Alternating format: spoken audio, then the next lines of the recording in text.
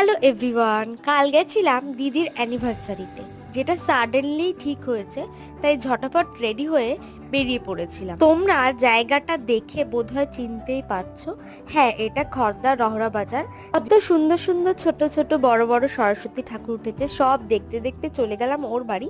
কিন্তু আমাকে তাড়া দিয়ে নিজেরাই কেউ রেডি হয়নি, আর কেউ আসেও নি। জানো, আমি একা একাই গিয়ে বোর হচ্ছিলাম। তারপর ওদের একটু মিষ্টি ঝগড়া দেখছিলাম, বসে আছি, আর এরা এখনো রেডি হয়নি। আর আমাকে সেই দুপুর 3টে দিয়ে বলে যাচ্ছে, আসবি তো আসবি তো। 5টায় ফোন করছে, 7টায় ফোন করছে, 6টায় ফোন করছে, আর নিজেরা এখন হুট করে প্ল্যান হয়েছে এটা।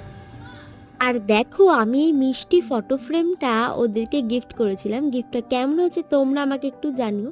তারপর সব ছ্যাবলামি করা সদস্য চলে এলো, অ্যান্ড দেন ওরা কেক কাটিং করলো।